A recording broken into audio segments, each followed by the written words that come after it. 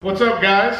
Welcome. Oh, I thought I was saying it all. He always screws us up. Welcome back to Bush Brothers Garage. On today's episode, Am I talking or are you talking? I'm talking. He's talking. Shut the fuck up. Mike and I, we're gonna eat pizza, drink beer, and watch Thomas work. Stay tuned.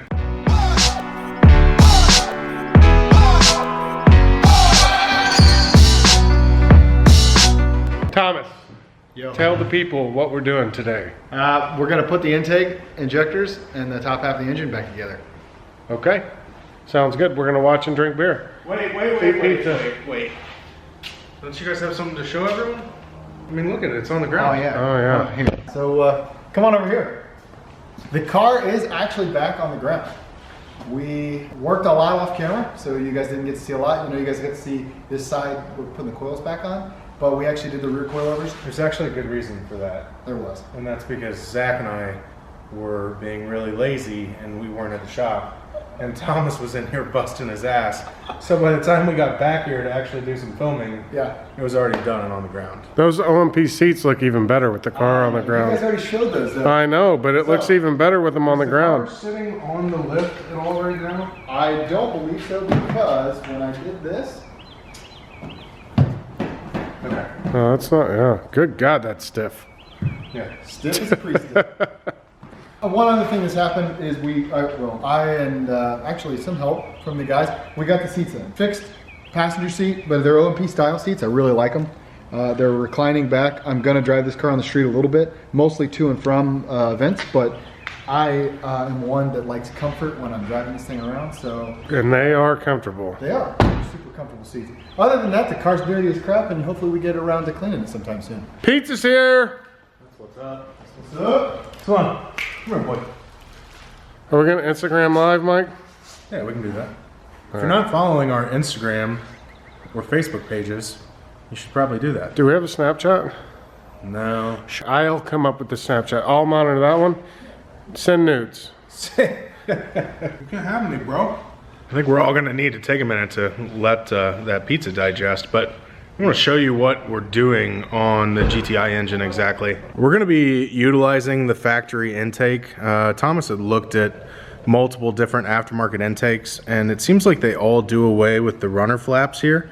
And what these do is basically, depending on RPM, at low RPMs, it'll just be this portion of the intake runner open to create torque, and then a flap will change position at higher RPMs to open the entire runner up for higher RPM power. Given what this car is going to be, it's not going to be a dyno queen, right? So ultimate peak horsepower isn't necessarily the goal, but a lot of torque and drivability on the racetrack is. So we're going to be utilizing the stock intake manifold, but we're going to have to upgrade the injectors, and Thomas is going to be running Hitachi injectors off the RS4 and R8. You don't have a lot of options with these engines because it is direct injected, but once we slap the intake and injectors back on, it's really close to going back in the car, right? Yep. Like Mike had mentioned, I'm not after building a dyno queen. I just want something reliable, which has been tough with this engine. So if you look here, for those guys that know these engines, this is actually a Skoda S2000 rally car. Actually, that's their filter housing. So, Like a Honda S2000? No, Skoda. So Skoda is a Volkswagen family. Okay.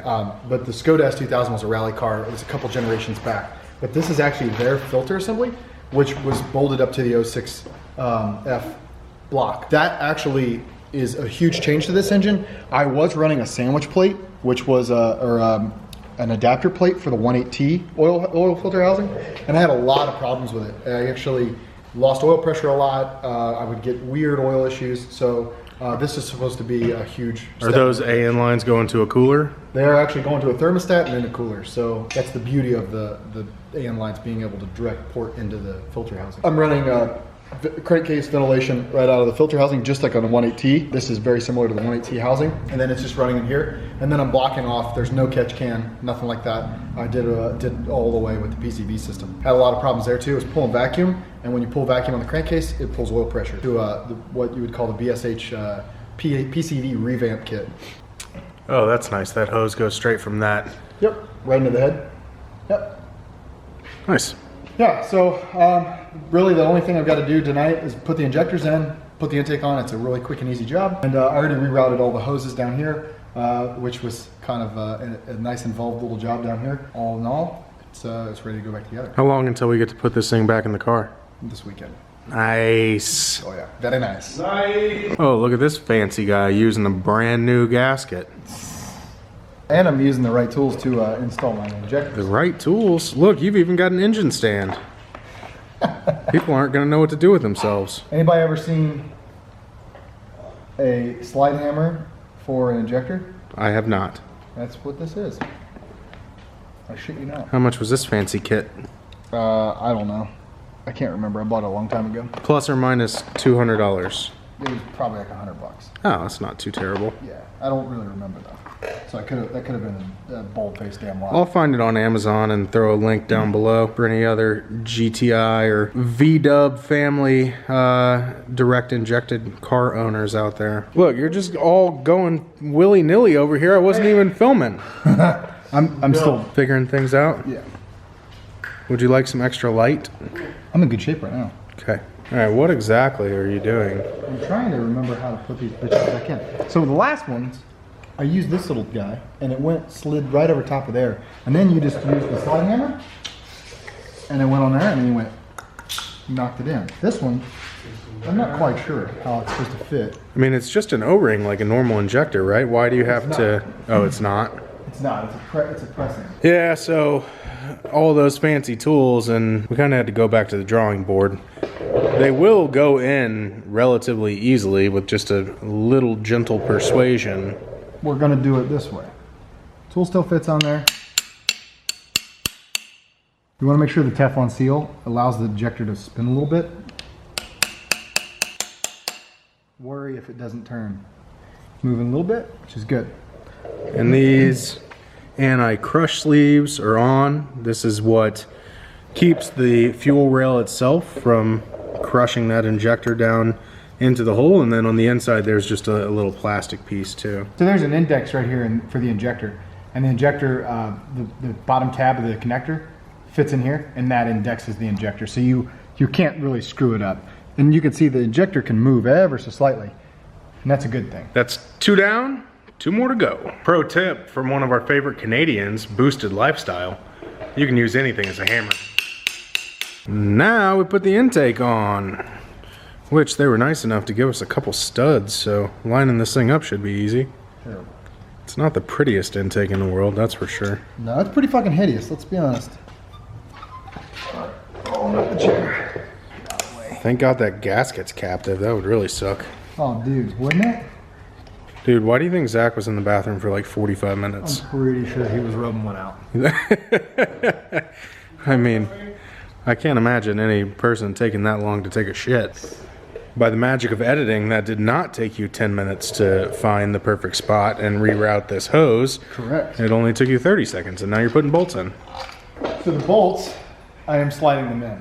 However, they're not going to engage yet, because that would be too easy, right? What I'm going to do is I'm going to slide them in, because I'll tell you it gets increasingly harder the closer you get this intake to the block. And then we're going to go back, seat the injectors, and then tighten everything down.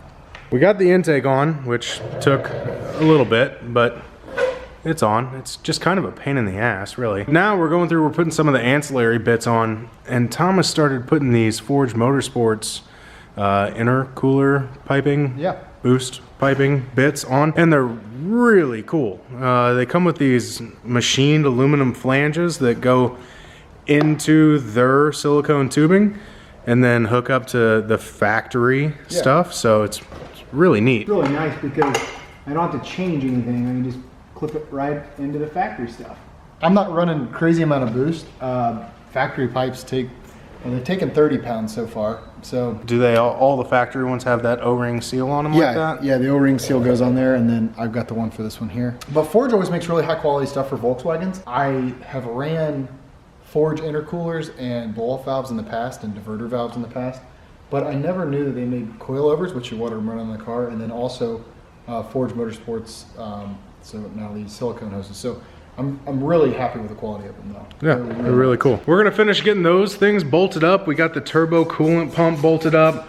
We got the support for the intake manifold bolted up. Yeah, we're just kind of going through and getting this engine ready to stab back in the car. Today's Thursday. The video will be dropping tomorrow, Friday, so this is when you'll be seeing it. This weekend, Saturday or Sunday, we're gonna try to get the engine back in the car, and next week we'll be dropping that video. So GTI project's coming along, and soon enough, it's gonna be on the track.